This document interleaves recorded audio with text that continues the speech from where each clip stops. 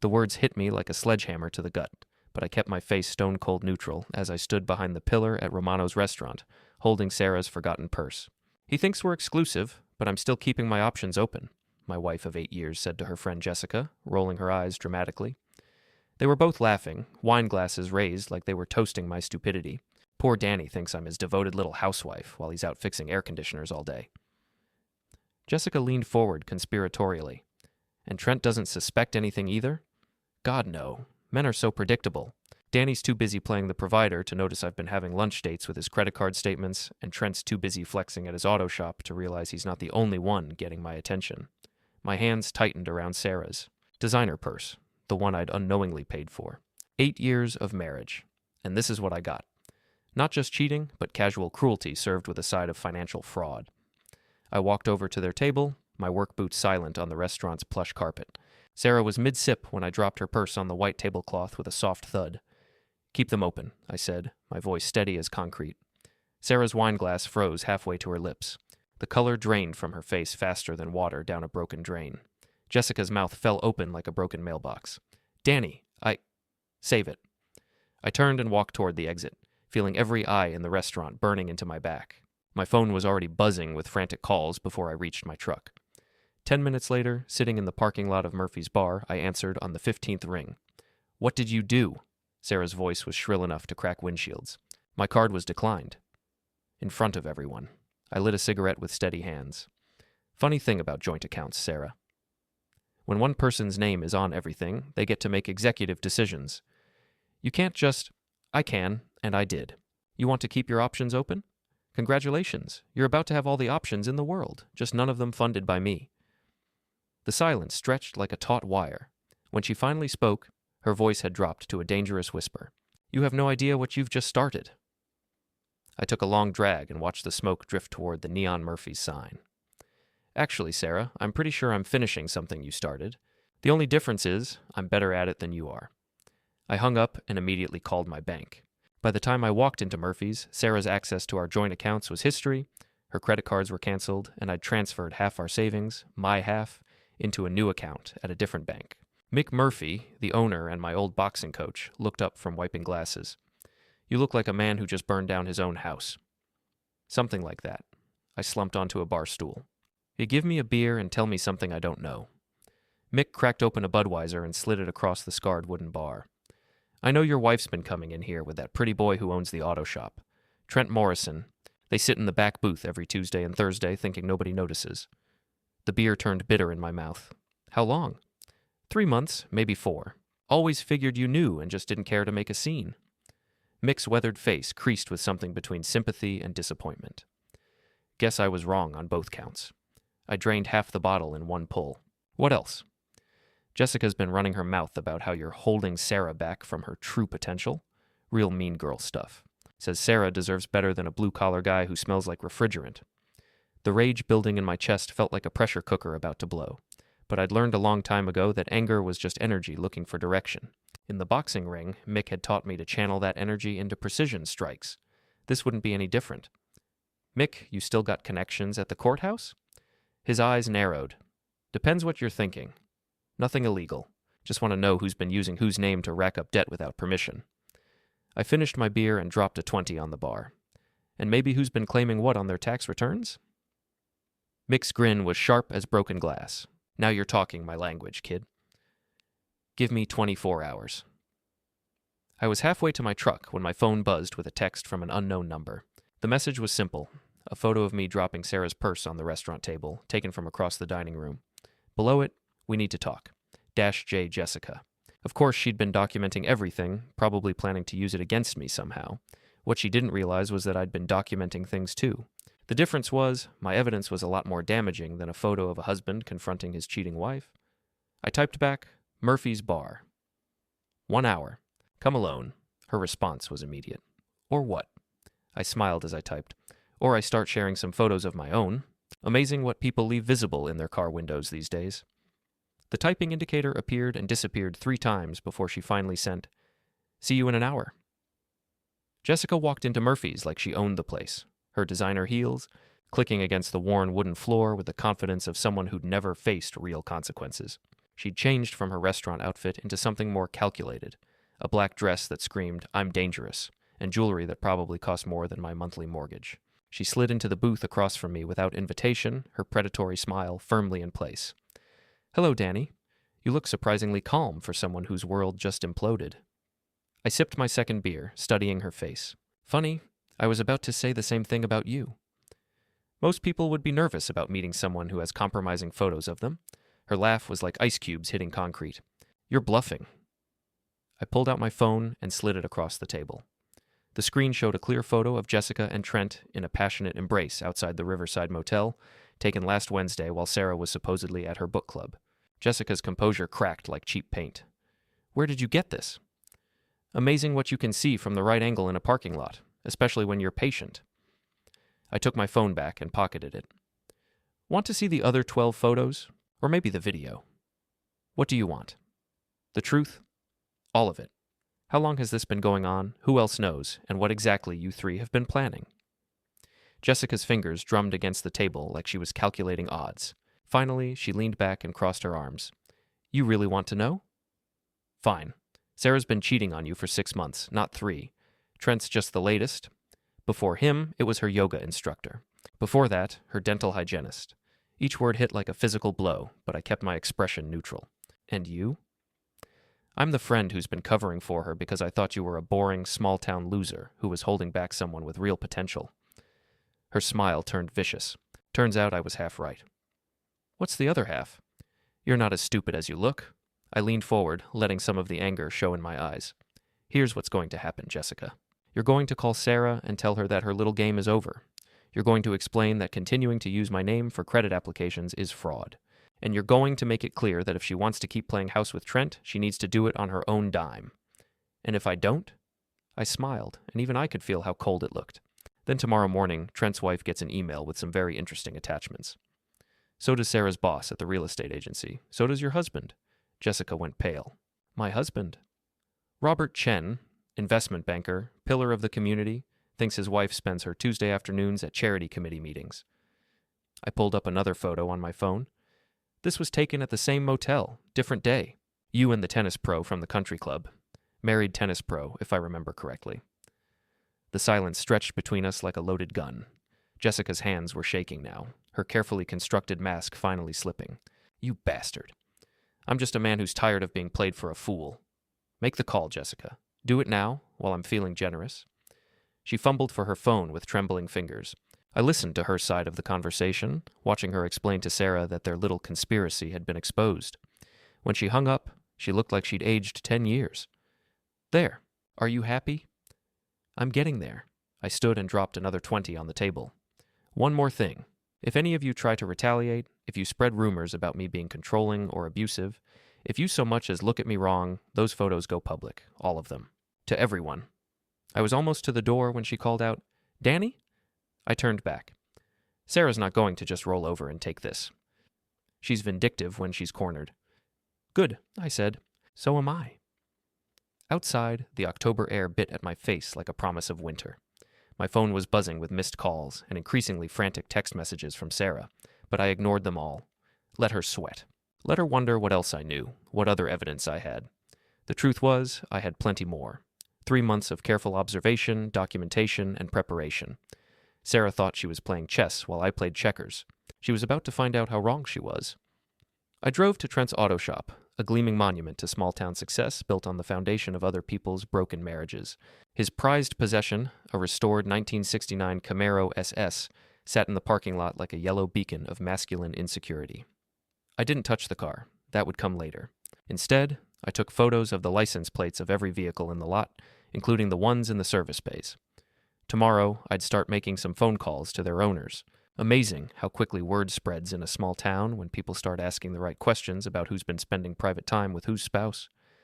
My phone rang, Sarah's ringtone. "What?" I answered. "We need to talk." "No, we don't. Danny, please." "I know how this looks, but you don't understand the whole situation." I laughed, surprising myself with how bitter it sounded. "The whole situation? You mean the part where you've been systematically lying to me for months while spending my money on your affairs? Or the part where you and your friends have been laughing about what a pathetic fool I am? It's not like that. It's exactly like that. And now it's over. You can't just destroy our marriage over a misunderstanding. I'm not destroying anything, Sarah. I'm just refusing to keep pretending that what we have is a marriage instead of an elaborate con game. I pulled into my driveway, looking at the house we'd bought together 3 years ago. You want to talk? Fine. Be here in 20 minutes. Come alone, and come prepared to explain exactly how much of my money you've stolen. I hung up before she could respond. Sarah's Honda Civic pulled into our driveway exactly 19 minutes later. She sat in the car for a full minute, probably rehearsing whatever sob story she'd prepared. When she finally walked to the front door, she looked smaller somehow, diminished. I didn't let her in. We can talk on the porch, I said, stepping outside and closing the door behind me. Danny, this is ridiculous. It's my house, too. Actually, it's not. Check the deed. My name, my credit, my down payment. I leaned against the porch railing, arms crossed. But we're not here to talk about real estate. We're here to talk about the $15,000 you've charged to credit cards in my name without my knowledge. Her face went through a series of expressions: surprise, guilt, defiance, and finally resignation. How did you find out? I'm not as stupid as you think I am. Credit monitoring is a wonderful thing. I pulled out a folder I'd prepared. Want to see the statements? Victoria's Secret, Nordstrom, that expensive spa in the city, romantic dinners for two at restaurants I've never been to. Sarah's hands twisted together like she was trying to strangle her own guilt. I can explain. I'm sure you can. But here's the thing. I don't care about your explanations anymore. I care about solutions. I opened the folder and showed her the first page. This is a payment plan. You're going to pay back every penny with interest. I don't have that kind of money. Then you better get creative. Sell your jewelry, get a second job, ask your boyfriend for a loan. I don't care how you do it, but you're going to do it. She looked up at me with tears in her eyes, and for a moment I almost felt sorry for her. Almost. What happened to us, Danny? We used to be happy. We were never happy, Sarah. I was just too busy working to notice how miserable you were making both of us. I closed the folder. The difference is, I was trying to build something. You were just trying to take... That's not fair. Fair? I laughed, and the sound was harsh even to my own ears. You want to talk about fair? Fair would have been you asking for a divorce before you started screwing half the town. Fair would have been you not using my credit to fund your affairs. Fair would have been you treating me like a human being instead of a walking ATM. Sarah's tears were flowing freely now, but I felt nothing. Whatever sympathy I'd once had for her had died in that restaurant booth. I'm sorry, she whispered. No, you're not. You're sorry you got caught. There's a difference. I stood up straight. You have until Friday to find somewhere else to live. After that, I'm changing the locks. You can't just throw me out. Watch me. And Sarah? If you try to contest the divorce, if you try to claim you deserve half of anything, I'll make sure everyone in this town knows exactly what kind of person you really are. Your boss, your clients, your mother, everyone. She stared at me like she was seeing a stranger. Maybe she was. I don't know you anymore, she said. Good. The man you knew was a sucker. You won't like the replacement nearly as much. After she left, I sat on the porch for a long time, watching the sun set behind the neighbor's maple tree. My phone buzzed with a text from Mick. Got that information you wanted. Meet me tomorrow morning. You're going to want to see this. The next morning at Murphy's, Mick slid a manila envelope across the table with the satisfaction of a man delivering Christmas presents. Your wife's been busy, he said. 3 credit cards in your name that you didn't know about, a personal loan she took out using your information, and get this. She applied for a business license last month. Guess what kind of business? I opened the envelope and scanned the documents. A consulting firm? Real estate consulting. She was planning to leave the agency and start her own company. With your credit as collateral. The betrayal cut deeper than I'd expected. She hadn't just been cheating and spending, she'd been planning to steal my financial identity to fund her escape. There's more, Mick continued. That friend of hers, Jessica? She's got some interesting financial history, too. 3 bankruptcies in the last 10 years, all blamed on business partners who supposedly screwed her over. I looked up from the papers. You think she's been coaching Sarah? I think Jessica's a professional parasite, and your wife was just her latest host. Mick leaned back in his chair. Question is, what are you going to do about it? I thought about that for a long moment, feeling something cold and calculating settle in my chest. The old Danny would have just filed for divorce and tried to move on. But the old Danny had been a mark, a target, a fool. The new Danny was something else entirely. I'm going to give them exactly what they deserve, I said finally. All of them. That afternoon, I made 3 phone calls. The first was to a private investigator I'd found online. The second was to a lawyer who specialized in financial fraud. The third was to Trent Morrison's wife. Mrs. Morrison? This is Danny Fletcher. I think we need to talk. Linda Morrison was nothing like I'd expected. Where I'd imagined some mousy, neglected housewife, I found a sharp-eyed woman in her 40s who looked like she could run a Fortune 500 company and still have energy left over to bury the bodies of anyone who crossed her. We met at a coffee shop across town, away from prying eyes and wagging tongues. She arrived 10 minutes early and had already claimed a corner table with clear sightlines to all the exits.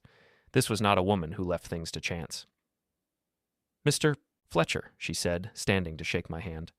I have to admit, your call yesterday was illuminating. I sat down across from her, studying her face for any sign of the devastation I'd expected to find. Instead, I saw something that looked suspiciously like satisfaction. You don't seem surprised, I said. Linda's smile was sharp enough to cut glass. Oh, I'm not. I've known about Trent's extracurricular activities for months. I was just waiting for the right moment to do something about it. And that moment is now? That moment was 3 weeks ago, actually. I've been documenting everything, bank records, hotel receipts, text messages he thought he deleted. She sipped her coffee with the calm of someone holding a royal flush. Your call just confirmed that I had all the pieces. I leaned back in my chair, reassessing everything. So, what do you want from me? Partnership? You want to destroy your wife and my husband? I want to destroy my husband and your wife. Seems like our goals align nicely. She opened her purse and pulled out a tablet, swiping to a folder labeled Evidence. Photos, videos, financial records, even recordings of phone conversations. Jesus, I breathed. How long have you been planning this? Ever since I found out about the first affair 2 years ago. See, Danny, can I call you Danny? Most women would have confronted their cheating husband right away, but I'm not most women. I'm a forensic accountant who specializes in corporate fraud investigation. The pieces clicked into place. You've been building a case. I've been building an execution, and your wife just gave me the final piece I needed. She swiped to a new screen showing bank transfers. Sarah's been funneling money from your accounts to a business account she set up with Jessica. They're planning to start a company together, using your credit and Trent's connections. I stared at the numbers, feeling something dark and furious unfurling in my chest. How much? $47,000 so far. But that's just the beginning. According to the business plan I found on Jessica's laptop, you hacked Jessica's laptop. Linda's smile turned predatory. I prefer conducted digital reconnaissance. Anyway, their 5-year plan involves expanding into property flipping, using loans secured against your assets and Trent's business. The audacity of it was breathtaking. They hadn't just been cheating, they'd been planning to systematically strip mine my entire financial life to fund their new venture. What do you propose we do about it? Linda closed the tablet and leaned forward. We give them exactly what they want. We let them think their plan is working, right up until the moment we pull the rug out from under them. How? Leave that to me. I just need you to play along for 1 more week. Can you do that? I thought about it. The smart play would be to just file for divorce and try to recover what I could through the courts. But the smart play was what the old Danny would have done, and look where that had gotten me. What do you need me to do? Nothing dramatic. Just don't file for divorce yet, don't change any more passwords, and definitely don't let on that we've talked. Let Sarah think she's still in control. And then? Linda's grin was absolutely terrifying. Then we show them what it feels like to be the ones getting played. That night, Sarah came home for the first time since our porch confrontation. She let herself in with her key, moving through the house like she was walking through a minefield. Danny, she called. Are you here? I was in the kitchen, making dinner for one. What do you want, Sarah? She appeared in the doorway, looking smaller and more vulnerable than I'd seen her in years. I want to apologize. Really apologize, not just say the words. I kept chopping vegetables, not looking at her. Okay, I'm listening. I know I screwed up. I know I hurt you, and I know I broke your trust. But I want to try to fix this, if you'll let me. I finally looked up at her. She'd been crying. Her makeup was smudged and her eyes were red. For a moment, I almost believed her. What about Trent? It's over. I ended it yesterday. She took a step closer. It was never serious anyway. It was just, I don't know, a mistake. And Jessica? I'm not talking to Jessica anymore either. She's toxic, Danny. I see that now. I set down the knife and turned to face her fully. And the money? Sarah's face crumpled. I'll pay it all back. Every penny. I'll get a second job, sell my jewelry, whatever it takes. I studied her face, looking for tells, for signs of deception. But she seemed genuinely remorseful, genuinely desperate to make things right, which made what I was about to do feel almost cruel. Okay, I said finally. Okay? We can try. But there are conditions. Hope bloomed in her eyes like a flower after rain. Anything? Complete transparency.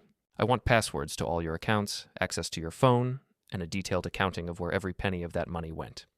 Done. And counseling. Real counseling. Not just talking to your friends about our problems. Of course. I nodded slowly, as if I was actually considering reconciliation. We'll see how it goes. Sarah rushed forward and hugged me, pressing her face against my chest. Thank you, she whispered. I promise I'll make this right. I patted her back awkwardly, thinking about Linda Morrison's tablet full of evidence and wondering how Sarah would react when she realized she'd just walked into the most elaborate trap of her life. I know you will, I said. The trap snapped shut on a Tuesday morning at 9:47 a.m. in the conference room of the First National Bank of Cedar Falls. I sat at one end of a polished oak table, flanked by Linda Morrison and her lawyer. At the other end sat Sarah, Trent, and Jessica, along with their hastily assembled legal team. Between us lay the wreckage of their carefully constructed scheme. Ladies and gentlemen, said Mr. Patterson, the bank's vice president, we're here to discuss some irregularities that have come to our attention regarding several loan applications and business accounts. Sarah looked confused. She'd thought this was a meeting about finalizing the business loan for their consulting firm. Trent kept glancing at his phone like he was expecting a call that would save him. Jessica sat perfectly still, but I could see the wheels turning behind her eyes. Linda cleared her throat. Perhaps I should start by explaining how we discovered the fraud. The word fraud hit the table like a gunshot. Sarah's face went white. As a forensic accountant, Linda continued, I was hired to investigate some suspicious financial activity involving my husband's business accounts.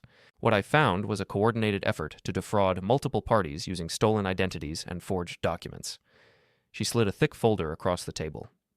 These are copies of loan applications submitted in Mr. Fletcher's name without his knowledge or consent.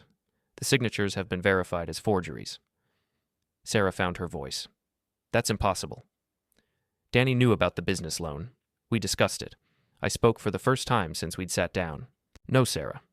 We didn't. But you said... I said we could try to work things out. I never said anything about a business loan. I looked directly into her eyes. In fact, I've been recording all our conversations for the past week. The silence that followed was deafening. Jessica's lawyer leaned over and whispered something urgent in her ear. Trent had gone pale as milk. Linda wasn't finished. We also have evidence of systematic theft from Mr. Fletcher's personal accounts, unauthorized use of his credit, and conspiracy to commit bank fraud. She opened her tablet and turned it toward them. These are screenshots of text messages between the three defendants discussing how to forge Mr. Fletcher's signature and manipulate his credit report. Jessica finally spoke. The commas and this is entrapment? No, said Linda's lawyer, a sharp-faced woman named Carol Hendricks. This is justice. And it's just the beginning. She slid another folder across the table. These are divorce papers. Mr.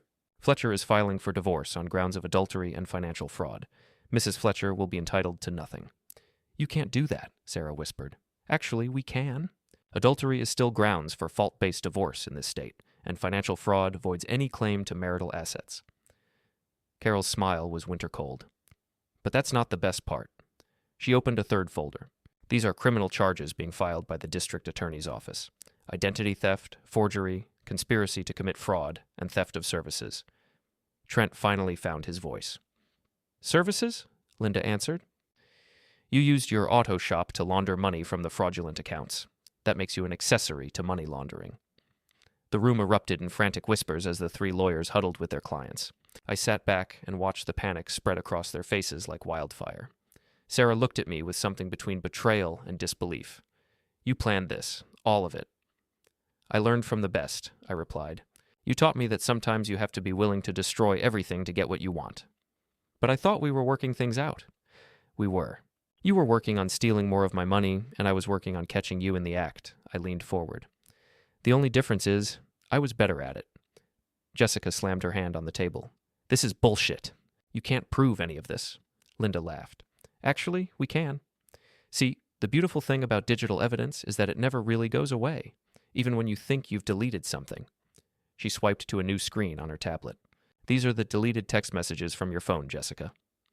The ones where you coached Sarah on how to forge Danny's signature, and these are the deleted emails where you and Trent discussed how to hide the money trail. Jessica's face went through a series of expressions before settling on pure rage. You hacked my phone. No, I didn't, but your cloud backup service keeps everything, even deleted files. Amazing what you can find when you know where to look. The meeting continued for another hour, but the outcome was never in doubt. By the time we walked out of that conference room, Sarah, Trent, and Jessica were facing criminal charges, civil lawsuits, and financial ruin. I stood in the parking lot, watching them drive away in separate cars, none of them speaking to each other. The alliance that had seemed so strong when they were plotting against me had crumbled the moment real consequences appeared. Linda walked up beside me. How do you feel? I thought about it for a moment. Empty, I said finally. I thought I'd feel satisfied, but mostly I just feel tired. That's normal. Revenge isn't as sweet as people think it is. Any regrets? Linda shook her head. They made their choices. We just made sure those choices had consequences. 6 months later, I was sitting on my back porch, drinking a beer and watching the sunset. The house was quiet in a way it had never been when Sarah lived there. Not the tense quiet of unspoken resentment, but the peaceful quiet of a man who had finally closed the door on the worst chapter of his life. Sarah had pled guilty to avoid jail time and was working 2 jobs to pay restitution. Trent had lost his business and his marriage. Jessica had fled town after her husband filed for divorce and her creditors started circling. Linda had moved to Florida with her settlement money, sending me occasional postcards from beaches I'd never seen. My phone buzzed with a text from an unknown number. I hope you're happy now. I looked at the message for a long moment, then deleted it without responding. I didn't need to justify anything to Sarah anymore. I didn't need to explain myself or defend my choices. I had done what she couldn't do, close the door. And for the first time in years, I was finally free.